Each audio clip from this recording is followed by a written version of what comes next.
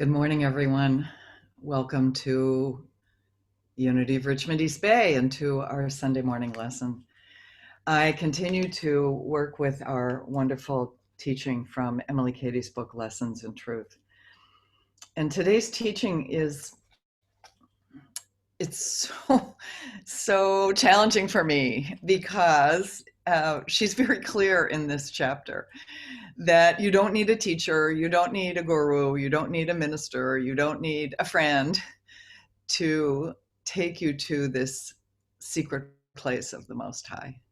So here I am, your minister, your friend, trying to help you get there. Anyway, I just am going to do that with really pointing you back to what Emilie Cady has to say and to a little bit of a Bible reading, and trusting and knowing that in this time we're going through such incredibly painful and challenging times in our country and in our world, that these teachings, while they may seem so far away from what you feel like you need to do in the world in order to bring about transformation and change in people's lives, in your own life and the life of our country. But what we're learning here is that life out pictures from the inside out. And these are powerful teachings that we've been given, and that those of us who are part of this Unity community really understand to be the way of the world. So I'm going to start by reading something just to kind of set the stage for you here. And this is in her 10th chapter on finding the secret place. She says, "Whoever you are that read these words, wherever you stand in the world, be it on the platform preaching the gospel or in the humblest little home seeking truth, that you may make it manifest in a sweeter, stronger, less selfish life, know once and for all that you are not seeking God, but God is seeking you. Your longing for greater manifestation is the eternal energy that holds the worlds in their orbits, out pushing through you to get into fuller manifestation. You need not worry, you need not be anxious, you need not strive, only let it. Learn how to let it." So I thought that was just like the perfect beginning for what we're focusing on today, because we're really moving through this book, Emilie Cady's book, as it's lessons, and one builds on the next. So for those of you who may have jumped in today, I really encourage you to go back to the book, and you'll see in our website, I have a whole section in the website about Lessons in Truth, giving you the information how to buy the book if you want the hard copy, how to listen to it on an audio file. I even have a direct download. You can get a PDF and download it to your computer and read it there, or you can get it online there. It's an old book. This book was written in 1896. So it's very much in the public domain. So you can go online, and there are various ways that you can just pick it up online, chapter by chapter. I really encourage you to do that, because we've been moving through this material, and the place we are now is a very deep and powerful place for all of us to really anchor into. It's called the secret place of the Most High. The secret place of the Most High. And I don't know about you, but when I think about secrets, I don't have a lot of secrets. You know, you don't keep a lot of secrets in your life. You might have like 2 or 3 secrets that are just like yours alone. Well, this is the key. This is the one that we all cherish and desire to have in our lives. So just want to give you some insight. And again, I posted this on our the email that I sent out to the community. It's also going to be on the website for you to be able to look at some of these quotes from the book, because I think that we anchor ourselves in when we read the words that this incredible author, Emilie Cady, has given us. She may be over 100 years old, but she knew the truth of which she was speaking.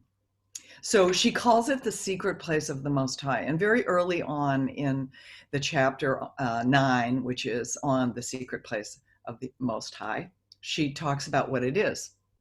So let's begin by really anchoring into awareness of what are we talking about here. It is a secret place because it is a place of meeting between the Christ at the center of your being and your consciousness. A hidden place into which no outside person can either induct you or enter himself. We must drop the idea that this place of realization of our divinity can be given to us by any human being. No one can come into it from the outside. So this is such an important piece for us to really grok. Last week we talked about spiritual understanding and how spiritual understanding is really a happening.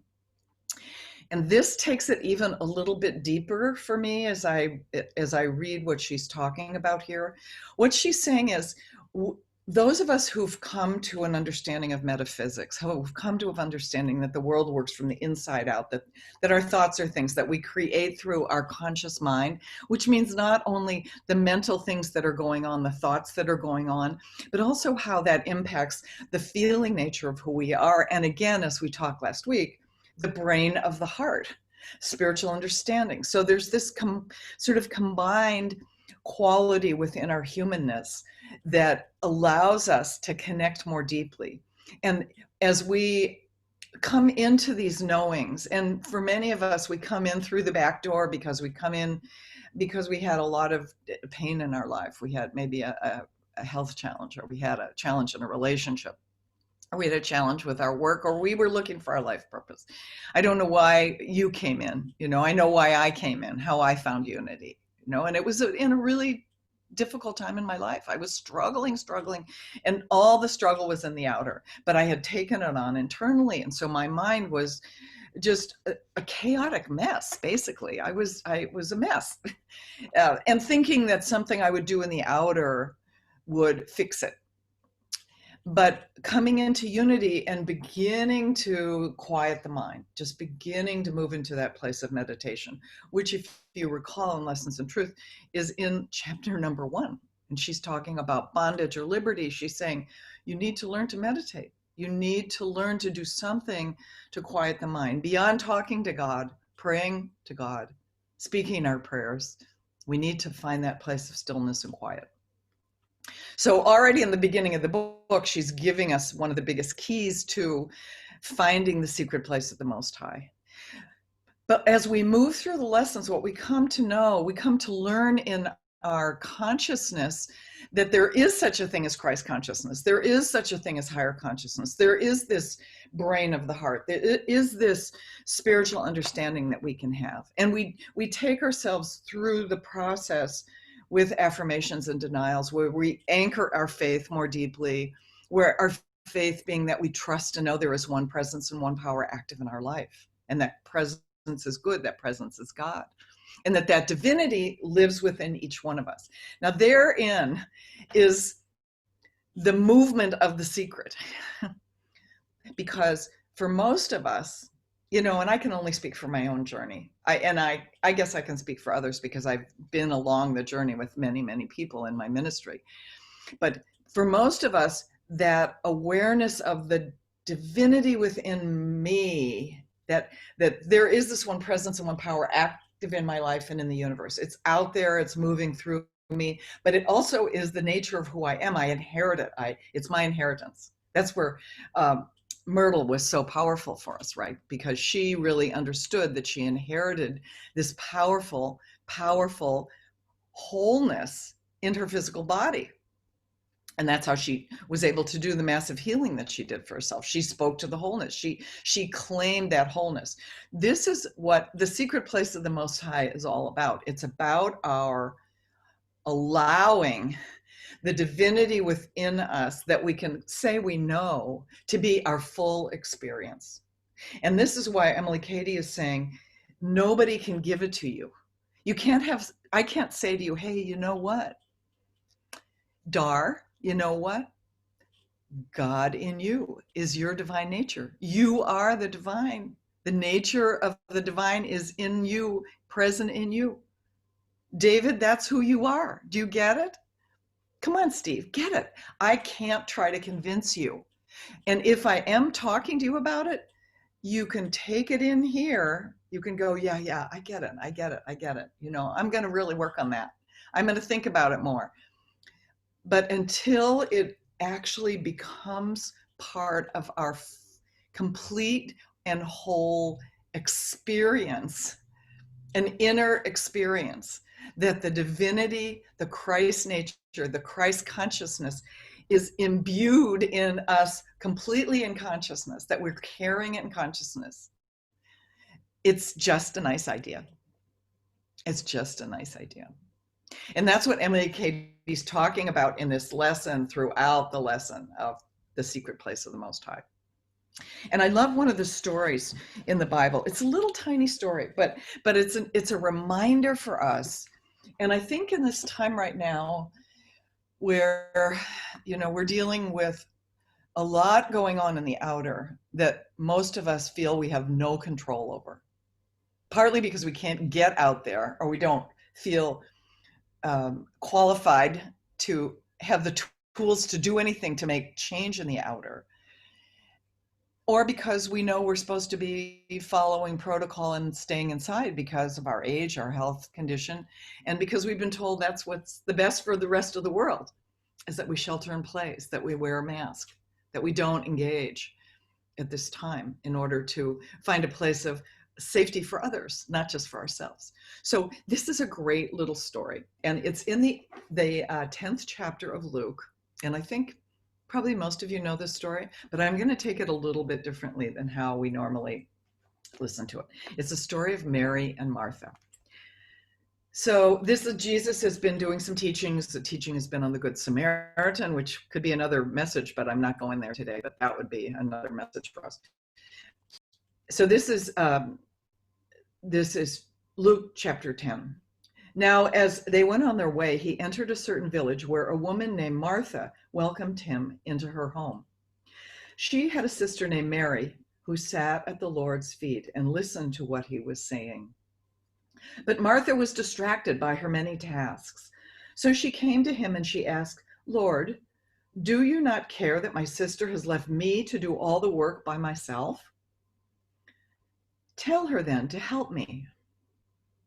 But the Lord answered her, "Martha, Martha, you are worried and distracted by many things. There is need of only one thing. Mary has chosen the better part, which will not be taken away from her." So this is a great story for what I think Emilie Cady is saying to us about the secret place of the Most High. We have a tendency to focus our attention on the outer. We become unsatisfied with what's going on. We have to have certain achievements in our life. We're not satisfied with our relationship, with what we look like, with our health, with the way our house looks, with how much money we make. Martha might have been sweeping up. She might have been cleaning the dishes. She might have been making the house beautiful because she wanted to honor Jesus. But nevertheless, her focus was on the outer. Her focus was, like we would say, people, places, and things. And Mary, the minute Jesus walked in, Mary sat at his feet. So sitting at the feet of, and I go to India, and one of the things that's really very powerful in India is to honor someone, you literally touch their feet. There's this honoring presence. I was traveling in India in 2014, and I stayed with this in this ashram. I was invited to stay, and it was really great. The man who ran the ashram, and it was a huge one, was a fan of Charles Fillmore, and I met him in Oakland, California, and he said, "Oh, you must come to my ashram. I'm so honored that you teach the teachings of Charles Fillmore, because he understands the same thing I do, and that what I teach in my ashram." So I went to this very large ashram, and one of the things that happens when I was there is I would walk down the pathways with the one gentleman who was kind of my guide, because nobody spoke English there except for a few people. This young man was my guide. And every time we would pass one of the teachers, and you could see by the robes they were wearing and the way their hair was set, that they were honored teachers. The young man I was with would bend down and touch the feet of the teacher, and we'd just walk on. And in India, as a child, you're taught to bow and touch the feet of your parents, your elders. If your grandparents would come into the house and they would sit, you would touch their feet. So there's something about this honoring of the feet of the elder, of the feet of Jesus, that Mary did. Mary sat at the feet. And the message that I get from this is a little bit different than the Mary Martha, oh, you shouldn't be distracted by the things of the outer and that they shouldn't bother you. It's more about the house being our consciousness. See, we can think of our house, our home, as our consciousness. This is where we live all the time. And Mary is that quality within us that in consciousness goes directly to Christ, lives in that place, dwells in that place of Christ consciousness, of higher consciousness. Mary holds that secret of knowing that the Christ consciousness, the higher consciousness, indwells her all the time. And while there might be things to do on the outer, rather than focusing on any of that, trying to make a home for the Christ consciousness, for instance, trying to do things, trying to busy ourselves, she simply just goes right there and sits in the stillness. And what does Jesus say? There's nothing more. There's no more than that. There's only that. It's such a powerful lesson for us. Such a powerful lesson. And it's one of the things that Emilie Cady kind of talks about throughout the book. In the chapter on faith, which I always talk about as my super fave, she talks about how we have to understand that anything that we're feeling, any longing we have, which is what I was reading at the beginning, we have this longing, we have kind of like a hunger. She talks about the hunger of the heart that we have. That hunger is only the presence of God coming at us, wanting us to have more of God presence inside of us. So whatever it is that we're hungering for, it's only God giving us more of himself. It's giving us more love. It's giving us more power. It's giving us more inner strength. It's giving us more health and vitality in the physical body. It's giving us wisdom. We think it's attached to something in the outer. It looks like a degree that we need to have. Been there, done that. Had to have a doctorate. 6 years later, I'm like, yeah, I have a doctorate. It was the journey that was the important thing. That was the gift that I was given in that experience. It wasn't the accomplishment, it was the journey, the connections, the people I met, the awareness I had. So what is it with you in your life where there may be some sort of a happening in the outer that you feel like you need to guide, be Martha, get involved, straighten up, put it in order, control it in some way. And what this lesson is telling us is find the secret place of the Most High.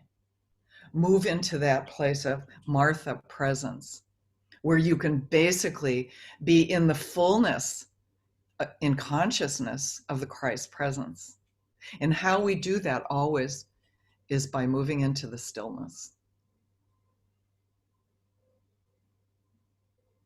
It's moving into the time of prayer, moving into a time of meditation. She says in Lessons in Truth, the light that you so crave, and isn't it the light that we crave? We call it love, we call it companionship, we call it health, we call it connection. In our spiritual community, we crave to be back together and to see one another and to share song with one another. What a gift today that we have Dar and Faye doing some music for us in their own place and bringing it to us through the magic of technology. But all of this is what Emilie Cady would call the light. She says the light that you crave will come out of the deep silence and become manifest to you from within yourself if you will but keep still and look for it from that source. All that we crave is inside us all the time. And that's the message. She says, each man must come to a time when she no longer seeks external helps, when she knows that the inner revelation of my Lord and my God to our consciousness can come only through an indwelling power that's been there all the time. It's waiting with infinite longing and patience to reveal the Father to the child. It's like the prodigal son. So many of our stories are all about this. It's already inside us, and we need to wait. We need to be present. We need to be in that place of stillness in order to know it's not God out there. It's not God, it's my God. It's not Christ consciousness that's somehow out there, higher consciousness that's out there beyond reach. It's my Christ consciousness. It's the divine consciousness that indwells me moment to moment. So, what is it in your life right now? What pain are you dealing with in your life right now? I know many of us are really in a lot of trouble. We're feeling the troubled waters of what's happening in our country. It's painful to see. It's painful to see the kind of divide that's there. And yet, if we are carrying that divide inside ourselves, we're not in a consciousness to be able to impact others. So we need to see what's going on. Yes, we need to be present to what's going on. And in this time, we need to go into that place of stillness. We need to feel the presence of God inside us. My God, my Christ consciousness. And from that place of deep, powerful connection, from the secret place of the Most High, if there are actions we're to take, we'll know what to do. And for many of us, our consciousness and our prayers, seeing our brothers and sisters whole, healthy, vitally alive, from a place of peace without judgment, without violence, this is what we are called to do in this moment. This is the gift we give on the planet. So I invite you to be present to whatever it is for you in your life right now, and to just be like Mary. Sit at the feet in consciousness. Allow the Christ presence to be the fullness of who you are, dwelling in that secret place of the Most High. Blessings and grace to everyone as we walk these days in collective harmony, consciousness, love, and grace with the living Christ presence